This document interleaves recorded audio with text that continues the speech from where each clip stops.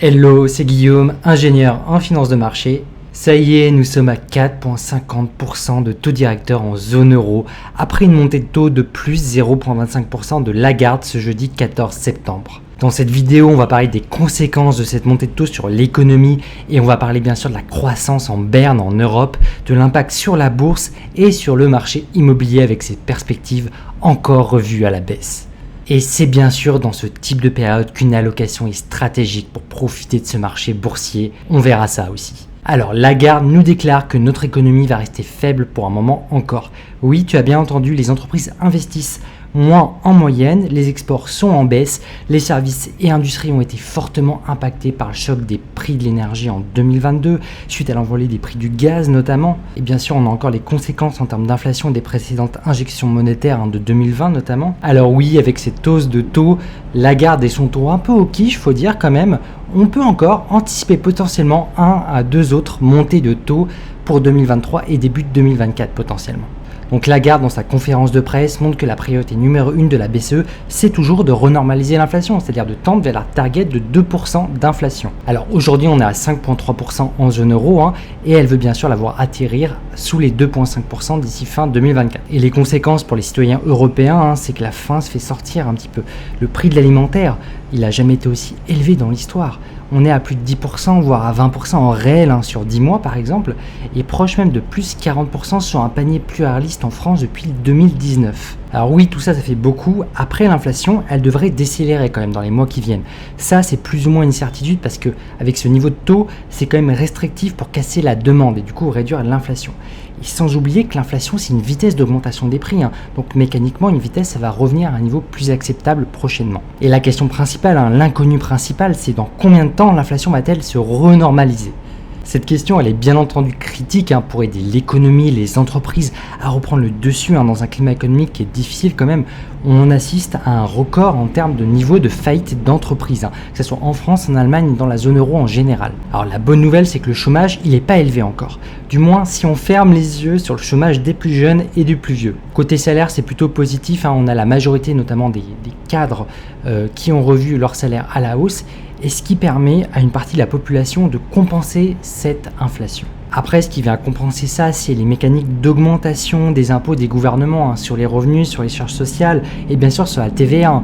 Parce que oui, quand tu as les salaires et les prix qui montent, les taxes aussi augmentent proportionnellement, il ne faut pas oublier ça. Et ça, sans que le gouvernement n'ait à prendre de mesures. Voilà, on sait que l'inflation, c'est un impôt qui historiquement ne dit pas son nom. C'est d'ailleurs l'impôt qui est parfait pour les dirigeants, les gouvernements, qui peut aussi s'expliquer parce que c'est moins bien compris par une majorité de citoyens. Alors oui, pour les actifs comme nous qui échangent leur temps contre de l'argent, bien sûr, ils y perdent sur tous les tableaux. C'est dans ce type de période où la meilleure stratégie pour lutter contre l'inflation, selon moi, c'est bien sûr d'en profiter avec son portefeuille en investissant sur des actifs avec une allocation qui est tactique pour des investissements long terme et réfléchi et adapté par rapport au contexte dans lequel on se trouve.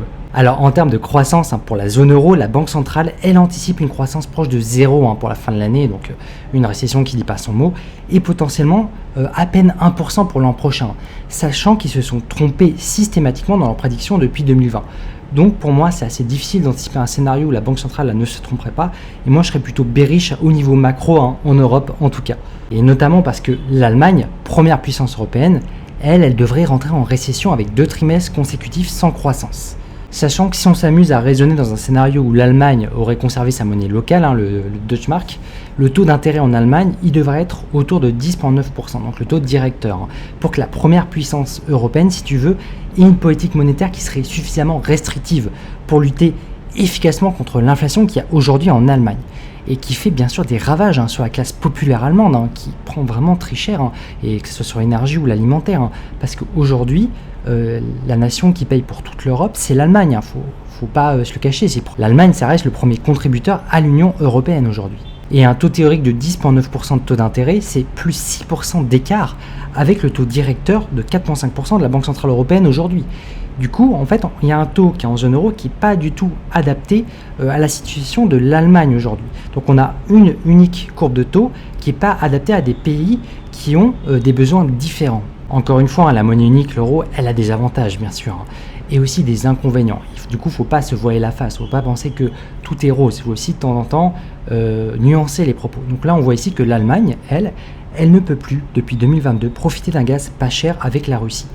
Et en fait, toute son industrie en dépendait principalement, parce que le coût de l'énergie, ça impacte ses principales industries, notamment l'automobile, l'ingénierie et les machineries, qui sont exportées par l'Allemagne partout dans le monde. Et aujourd'hui, l'Allemagne, pour continuer à s'approvisionner en énergie, elle est obligée d'acheter à prix vraiment très fort le gaz de schiste américain. Et ça, c'est suite au sabotage de Nord Stream 2 par l'Ukraine en 2022, et c'est bien sûr un désastre, à la fois pour l'environnement, économiquement, pour l'Allemagne. Et quant à la première puissance européenne économique, qui représente quand même un tiers de la zone euro qui va mal, c'est pas incohérent de parler d'une récession qui arrive et que beaucoup d'ailleurs ont pu anticiper depuis l'été 2022. Alors, point important, côté devise maintenant, parce que l'euro va pas rester indemne à cette situation bien sûr. Moi aujourd'hui je reste bearish sur l'euro contre le franc suisse à minima, et je vais t'expliquer pourquoi. Un peu après l'annonce de la Banque Centrale Européenne de monter les taux, Lagarde a fait son discours, et pendant le discours, on a vu même une baisse assez importante de l'euro de 0,75%, alors que Lagarde parlait justement de toutes ces perspectives pour la zone euro. Pour la devise, 0,75%, c'est un mouvement qui est conséquent. Et a priori, un euro qui baisse alors que le taux d'intérêt monte, ça peut paraître pas très logique, parce qu'en général, quand tu as un taux d'intérêt qui est plus rémunérateur sur une devise, c'est censé être plus attractif pour les investisseurs, pour qu'ils aillent investir leur argent. Donc c'est censé monter. Mais en fait, le marché aujourd'hui a jugé qu'il fallait revenir vers la sécurité, par exemple avec du franc suisse, avec là aussi du dollar. Et on va noter quand même que le franc suisse là se rapproche d'un record historique contre l'euro. Là, on s'approche des 0,95 quand même. Et là, vu cette conjoncture et ces perspectives pour l'Europe, moi ce que je vois, c'est horizon 6 mois. Je vois un franc suisse se renforcer encore contre un euro avec une cible à 0,90, horizon printemps 2024, disons. Donc ça, c'est avec ma vision sur la balance commerciale européenne qui est déséquilibrée depuis 2022, son niveau d'industrie aussi, et notamment bien sûr par une récession qui serait tirée par la première puissance qui est l'Allemagne, et une banque centrale européenne qui est un peu piégée entre d'un côté des pays du Nord qui auraient besoin de taux peut-être plus hauts, où l'inflation est plus importante, et des pays du Sud qui sont surendettés, dont les poids des intérêts de la dette sont à la limite irresponsables. On parle bien sûr de la Grèce, de l'Italie, de l'Espagne, et aussi, on va pas se le cacher, de la France. Alors côté euro-dollar, moi je pense personnellement que d'ici le printemps, on sera aussi à nouveau à la parité en fait, donc à 1 pour 1, comme c'était le cas en octobre 2022. Après, je te préviens, c'est très difficile d'anticiper des mouvements de devises. Donc là, ce que je te partage là, il faut prendre ça avec des pincettes, parce que ça dépend de l'inflation, ça dépend de la différence des taux entre l'euro et le dollar, de l'évolution de leur balance commerciale aussi, de ces deux zones économiques, sachant qu'il y a la guerre en Ukraine derrière, et surtout de voir comment est actée la récession en Allemagne. Sur le prix de l'énergie cet hiver. Donc bref, il y a quand même beaucoup de paramètres, c'est pour ça que c'est très compliqué à anticiper. Et là ici, j'ai pris en compte tous ces paramètres et encore d'autres qui sont plus complexes en considération.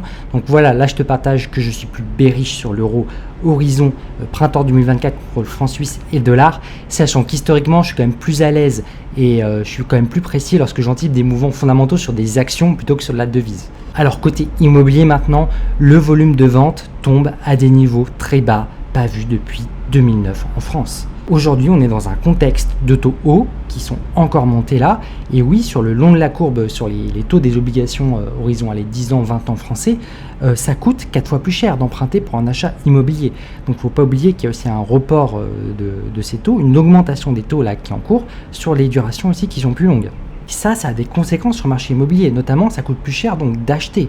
On a aussi beaucoup moins d'acheteurs éligibles à des prêts côté banque. Donc là on a un contexte qui est explosif pour le marché immobilier, je te partage depuis le printemps dernier.